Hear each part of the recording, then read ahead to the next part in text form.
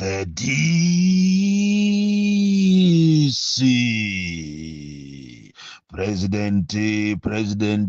Presidenti wanthu osauka woyamba kuno ku Malawi kukulankhulirani a Malawi mwachilungamo mopanda mantha mosanyumwisidwa kumangozinena nkhanizo mwachilungamo mu dziko limene limaoneka ngati ndi dziko la anthu opemphera koma onse ndi a Satana okhaokha, dziko limene limaoneka ngati ndi lokondera anthu olemera, anthu osauka kuno si kwawo. Even kundende kumene mukayang'ana kunazaza ndi anthu osauka okhaokha. Munthu olemera akalakwa ameneyo ndiye kuti dziko lamulakwira sayenera kukakhala kundende.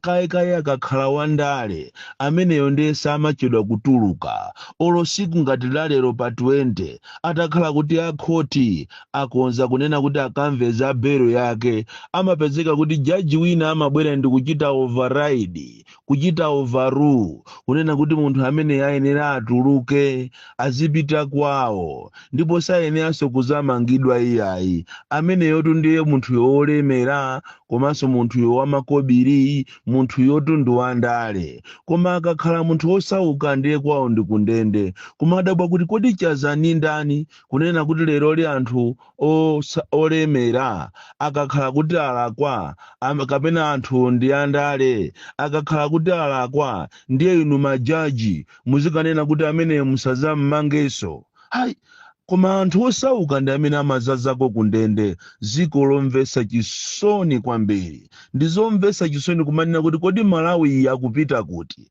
Andi apapa panayenera kuti anthu inuyo ma MP mukapita ku parliament mukapange malamulo onena kuti kuchokera lero kupita kusogoloko kusazapezeke munthu olemera atamangidwa, kusazapezeke munthu wandale atamangidwa. Kundende sipano kungokhala kwa anthu osauka okhaokha. Ukakhala kuti ndiwe osauka ndiye kuti ndiwe wakundende, koma ukakhala ndiwe kuti ndiwe olemera kapena wandale, ayi zako nzabwino zokhazokha. Dziko la Malawi limenelo, dziko lokondera, dziko limene limatenga anthu osauka ngati osafunika, dziko limene limatenga anthu osauka kuti ndi ofunika koma nthawi yokhayokhayo yofuna voti. Lero tialirira ma contractors amene akukumana ndi mavuto osiyanasiyana kuti apeze ntchito mboma kapena mmakampani. Akuyenera kuti adisheke na kache, komanso ntchitoyo ikapezeka ndiye kuti kumakhalanso mavuto kuti alandire ndalama. Katangale ati isi best. Komanso tialirira anthu onse amene ndi alimi makamaka aku ija kumachedwa kuti kusalima sugar, amene anapereka mizimbe yawo ya ndalama za nkhani mamiliyoni, koma boma pakana lero kapena tinene kuti salima sugar pakana lero sikuwalipira anthu amenewa. Ndizomvetsa chisoni kwambiri kuti mulimi akuzunzika koopsa. Andi ndizomvetsa chisoni kunena kuti after munthu atachita struggle kuti akagulise zinthu zache akupezeka kuti anthu sakumtani, sakumpasa ndalama zake. Mu dziko la Malawi, dziko lomvetsa chisoni. Andine manena kuti kodi ifeyo tinamulakwira ndani? Chinachitika ndi chani pa sikulo? Chinachitika ndi chani kuti tikabadwire kuno? Chifukwa tokhatoka tikuzunzana tokhatoka. Koma mwina tisanayambe pamenepa ndikufuna ndikawalirirenso anzathu awa amene boma kapena anifi anawatengera ndalama zawo. Kodi inu mukudziwa kuti anifi anatenga ndalama za anthu m'mizimu? Kukamutengera munthu 200,000 kunena kuti pangani gulu la matentene, ndikukamutengera aliyense pa gulupo kumakukonza mwina 2 million kapena 3 million kayachite ni deposit ku banki. Pakana lero anifi ajasana wapasi anthu ndalama kuchokera last year mu April pakana lero. Koma mwina tisanafike kumeneko nafuna ndithokoze Minister wa Homeland Deputy chifukwa choyima pa chilungamo pa zimene wapanga ku immigration. Kupita ku immigration kukayima ndi Amalawi osauka, chifukwa to amene akuvutika ku immigration kuja ndi anthu osauka. osauka amene akuberedwa ndalama zawo koma anthu olemera passport yawo imatuluka in 5 minutes in 10 minutes 1 hour time imakhala kuti passport yawo yatuluka koma anthu osauka ndi amene akupita kumene kuja ndikumakaberedwa ndalama passport ya 50,000 akumayigula 500,000 600,000 komanso passport yo osatuluka choncho ndimuthokoze minister ameneyi wa Homeland Deputy Norman Chisale chifukwa ena ake nditajambula video yanga ankanena zoyipa kunena kuti ine ndimangobwebwetuka zimene ndimanena ndizonama ndipo ndimafuna anthu ena anditame andipase ndalama lero ndili vindicated chifukwa minister deputy wa Homeland anapita ku immigration ndikukayima ndi amalawi osauka malawi amene timamfuna ife andale ndi ameneyi omayima ndi anthu osauka nthawi ya mavuto zimene wapanga Norman zija that's a very good example ya minister azigwira ntchito chonchi ya minister ndi zimene timafuna lero tiyayimirira ma contractors amene amagwira ntchito zosiyana-siyana zomanga ziko lino amene ndi akadaulo amene anaphunzira zotukula ziko kumbali ya mamangidwe anthu amene wakukumana ndi mavuto kwambiri kuti apeze ntchito zawo ntchito zimene zikuti azipeze pamakhala matatalazi ndipo kuli madera ena kumene samalabadilidwa konse amangomutenga munthu mmodzi yemweyo olo munthu utachita apply motani amamutenga munthu mmodzi yemweyo madiru monga mene zikuchitikira ku Lilongwe City Assembly ku Lilongwe Council makamaka ku engineering department kumene kukuli madiru woopsa kumene amangotenga munthu mmodzi company imodzi yokha chaka ndi chaka kumangotenga cha company imodzi yokha aena anthu amene amapanga za construction osalabadiridwa samaonedwaso ngati ndi amalawi samaonedwaso ngati ndi ma contractors uwu ndi nkhalidwe onunkha kwambiri mu dziko la democracy kunena kuti anthu azikazunzika kodi sono akayamba kuba anthu akayamba kumapanga zinthu zolakwika muzawachita blame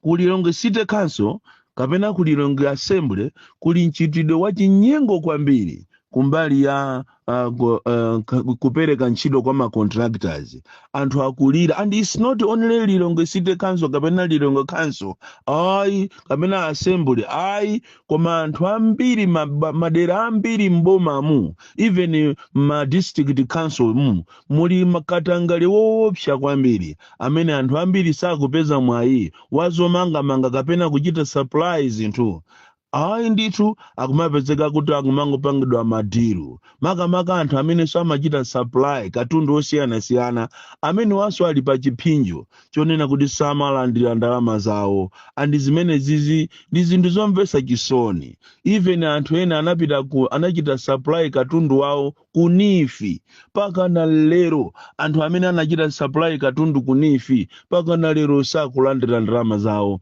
it is a very sad situation munthu wina amene ndikufuna ndimulirire lero ndi munthu amene ndi mulimi makamaka awa amakagulisa mizimbe yawo ku Salima Sugar inu mukudziwa kuti kuchokera April last year Salima Sugar anatenga katundu kapena mizimbe matraki anthu alimi paka na lero sana apase ndalama zawo kumafunsa kuti kodi abale sibona munthu imene mukumutengera ndalamazi chonchi katundu wache ichonchi muganiza kuti akadya kuti ena tikunena pano alimi ambiri alandidwa zinthu zawo chifukwa cha anthu angongole ena asekeredwa ma account chifukwa cha ngongole ena alephera kutumiza ana ku sukulu chifukwa cha ngongole tikupempheni ino aboma la DPP tayang'anani kuja kumachedwa ku Salima Sugar kuli za chinyengo zimene zikuchitika ndipo siku lina muzangomva kuti Salima Sugar yalidwa ndi masherifu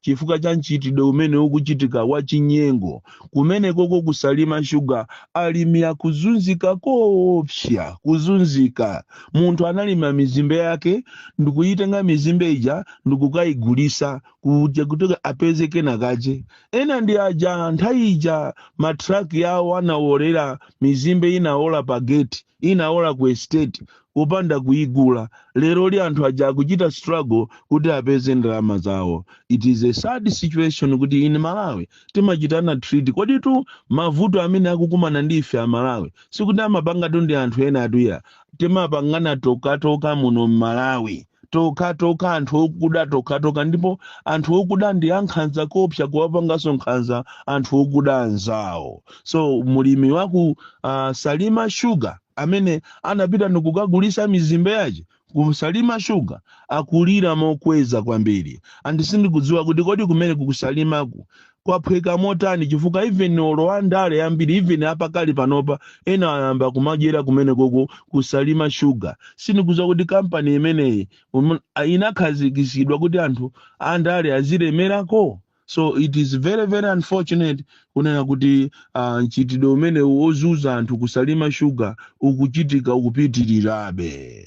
Munthu wina amene tikufuna timulirire lero ndi munthu wakumuzi wosauka amene kuti apeze 50,000 amakhala matatu kuti apeze 100,000 limakhangati ziko likutha.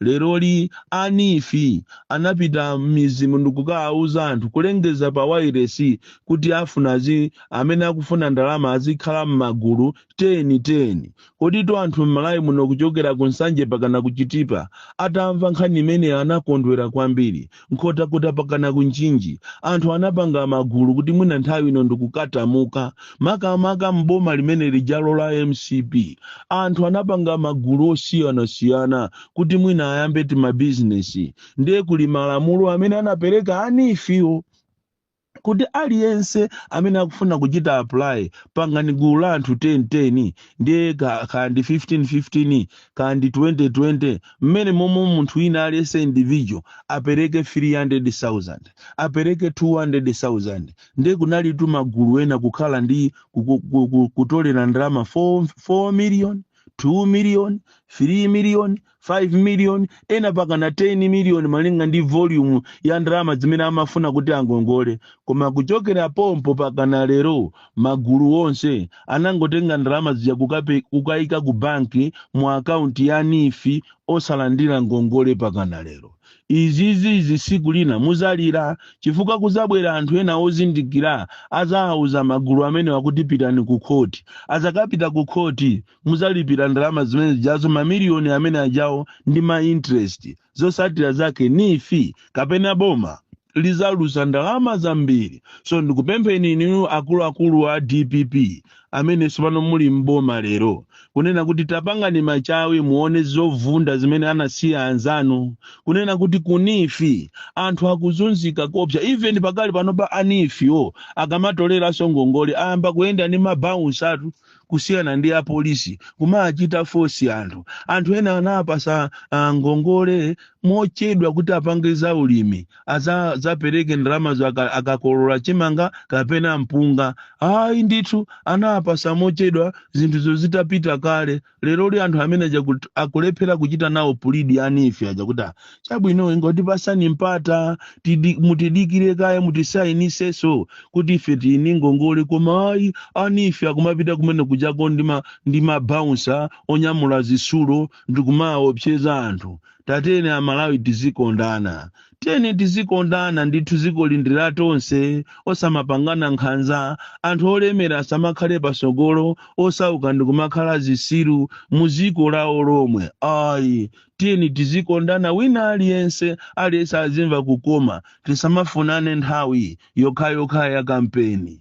Kodi tu anthu amagwira tu ntchito tu even muzipanimu anthu tu amagwira ntchito koma ikankhala kuti chipani chimecho chalowa mboma nthawi imeneyo onse amene amathandizira aja samaonedwanso ngati kanthu kuyesa kuyimba mafoni ndithandizeni ine pano abale ine nagwira ntchito ndimathamanga kusiya ana anga kupita kuti ndikakhale nawo za chipani koma ayi ndithu kulizi izitu zimachitika m'maboma onse chipani china chilichonse ndizomvetsa chisoni. Bon Clindo, the DC, mwana woopsa kwambiri, the most deadly and dangerous child from Jeza Village, T.A. Mabuka, box 76, Mulanje, Malawi, Southern Africa.